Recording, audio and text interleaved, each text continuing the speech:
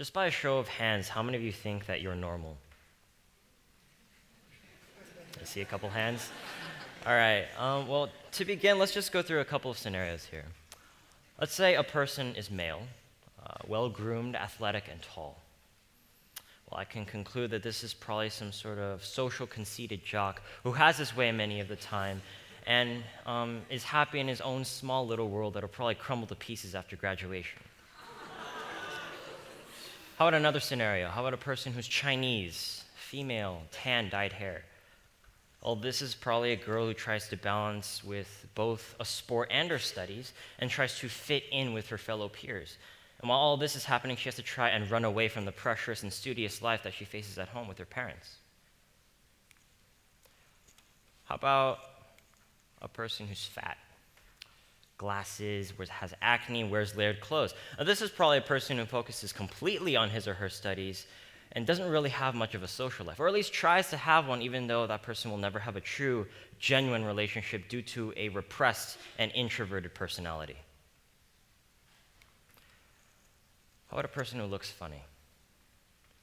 How about a person who talks in a weird way, walks in a strange way? Retarded. You probably don't even want to go near this person because he's disabled. Now, everything I just said is wrong on so many levels, it makes absolutely no sense. But it is impossible to find a society in history where people are not categorized. It is in our nature that we judge people. This is why first impressions are so important, why things are so competitive. We are humans, beautiful, imperfect beings ruled by Mother Nature's OCD. Now, studies have found that humans subconsciously judge others in the first tenth of a second in introduction, and any time passing thereafter, there's very little to change that first impression. And it just shows how people just don't like variety. They want to put everyone into specific packets with labels. And as a result, in society, there is always a minority. And this can account for many of the horrible realities that we have faced in history and today: war, famine, segregation, inequality. On the other hand, out of the great and vast imperfections of humans, the greatest of greats still come out. From Joan of Arc to Malala Yousafzai, Rockefeller to Jobs, Mozart to Swift, Mandela to King Jr., people are emotively capable of transcending their natural and societal predispositions. And this same potential goes for you and me. Today, however, we do not really discuss of these great ambivalent means of good and evil. Rather, there's a smaller facet of society that I'd like to talk about. We call them special. Yet hardly any of the students my age ever see these people. Maybe because they are that special. But no. As you know, these people have special needs and disabilities, and these needs are defined as the individual requirements of a person with a disadvantaged background, or a mental, emotional, or physical disability, or a high risk of developing one. Now, this is a very, very general definition. I believe that everybody, without exception, has a handicap or disability. But the question would be, why do we separate ourselves from those of whom we usually call disabled? Now, it isn't that each of us have our own certain weaknesses and strengths. No.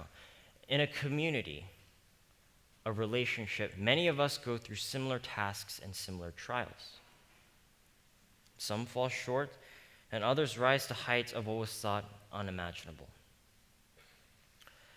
Now, many of the things I'm going to be saying today are not 100% fact. The world of disabilities and disorders is unbelievably complex, and there will always be certain cases and certain exceptions that do not apply with what I'm going to be saying. There's certain people that you may know, etc. But one thing is for sure. There are thousands and thousands of disorders and disabilities out there today. Some you may have heard of, such as Asperger's, Down syndrome, autism, dyslexia, and each of these impedes one's ability to function normally. Detrimental personality disorders, such as being narcissistic and antisocial, can be considered disorders as well. Now, there is a slight discrepancy between disability and disorder.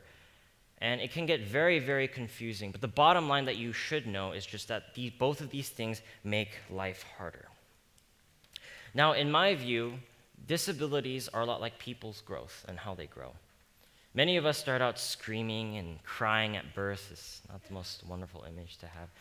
And after that, there are those few adorable, precious years of infancy and childhood. And then things get a bit confusing with adolescence and puberty.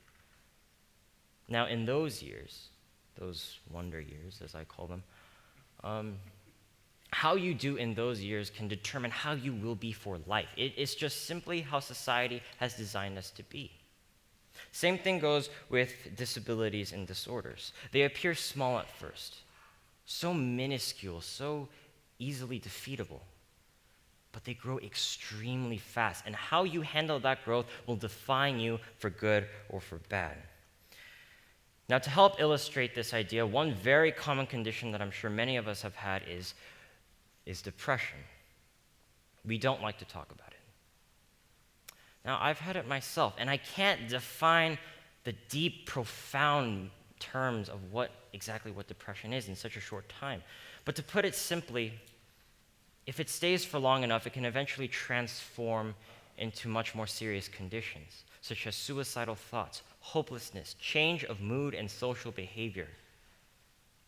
And in more serious cases, it can even lead to diabetes, heart disease, anorexia, obesity, and of course, suicide. Something so small can later transform into something so big, just like you and I do. Now, in my own experience, I have witnessed and seen such things, and it has helped me attain a huge perspective on life. Now, with those with mental and physical disabilities, it is a completely different story. They have to deal with their disadvantages, with their symptoms, full force from the start, many of the time. Yet they survive. Of course, there are the drawbacks with writhing, sudden fits of rage and noise, being unable to comprehend the most basic of communication skills. In less serious cases, people require a different language, such as Braille, a different limb, such as a crutch or a wheelchair, a different friend, such as a therapist, but they live on. Now, in my own experience, it has helped me attain a huge perspective on life. Great efforts have been achieved to help those in need, such as Johnny and Friends Foundation or the Special Olympics. They, I'm sure, have achieved great things, but as I look around me, the ultimate question seems to be, will we ever get to view the disabled like any other person? Will the disabled ever get to join society as one? Though this may be one Earth we're living on, it feels as if we are galaxies apart, segregated not because of race or religion, like you'll be hearing in the other talks, but they're just simply judged on how they cope and deal with their disadvantages. Yet, how is this different from any of us? If I were to offend someone, whether by my own impatience or that person's insecurity, it'll probably end up in some sort of hate and separation. I mean, I'm sure both of us have our own reasonable sides to the story, but the end result is all but the same. But with the special ones, they don't really get to present their case many of the time, either because they are unable to or simply because we just don't listen. Now, being a sibling of an autistic, I have interacted with others with special needs in the past. And despite my limited exposure, I can still only imagine what they go through every day. But at the end of the day, they are just like you and me, with disadvantages, with disabilities, with struggles in just simply existing. Now, of course, I've met others who've been exposed to this sort of world as well.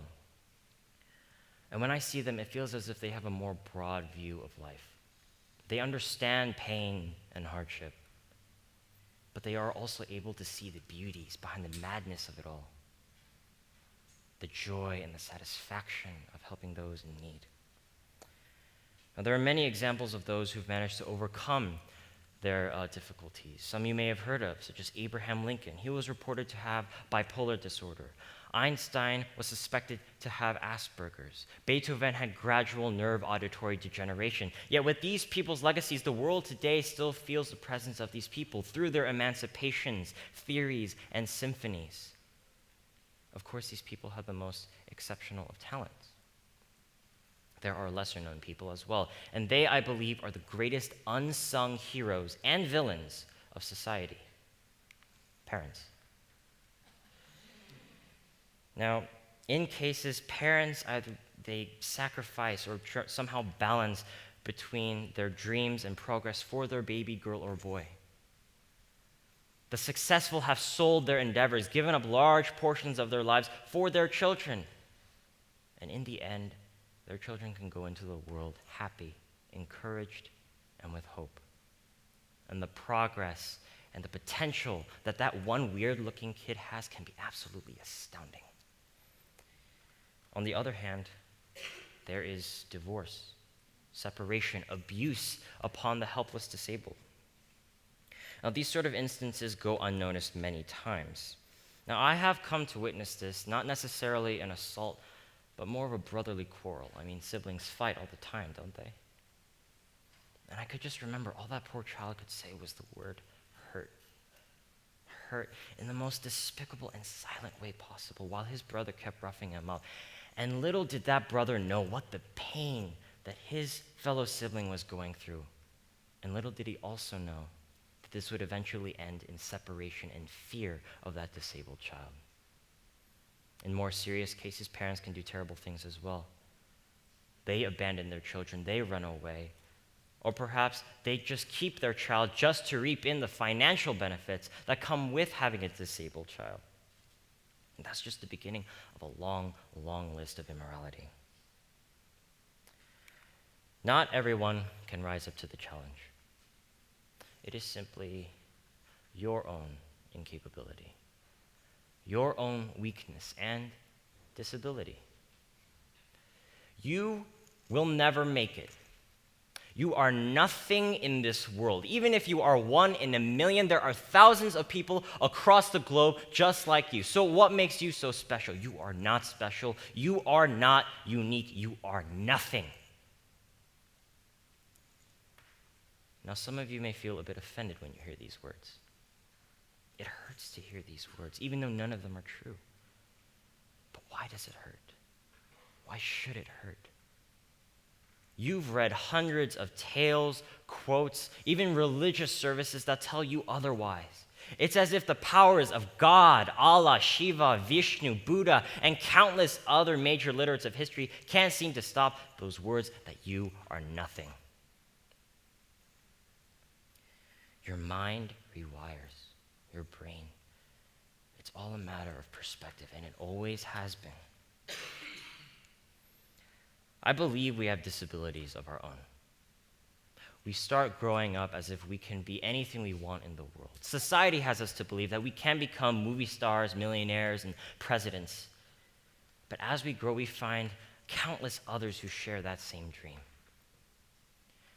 And that dream can only hold so many people. So we create a shell around ourselves. I've seen amongst students that they can have false humility, such as, oh my gosh, I didn't study for that test. My essay is so bad, I'm so lazy, even though in reality that person is very proactive and he gets the grade. In other cases, people utilize others as some sort of cushion to fall back on. They're not real friends. Or some people just simply don't reveal anything personal about themselves because of the cynicism that they have towards everyone. And these are just some of the many symptoms of the universal disability that we call the human condition. As we view others, that first impression is almost everlasting and impossible to change. So how can we expect for our views to change towards that one person who looks weird, that one person with the crutch, that one person with the sudden fits of rage? We must overcome ourselves. I believe that I am my own worst enemy. People have overcome the human condition. They have beaten out the phrase, you are nothing. They have beaten out their own shells. But the fact still remains. That chain, that disabler, whether it came from society, from their own mind, from their own body, they could overcome it. And if they can do that, why can't you? Thank you.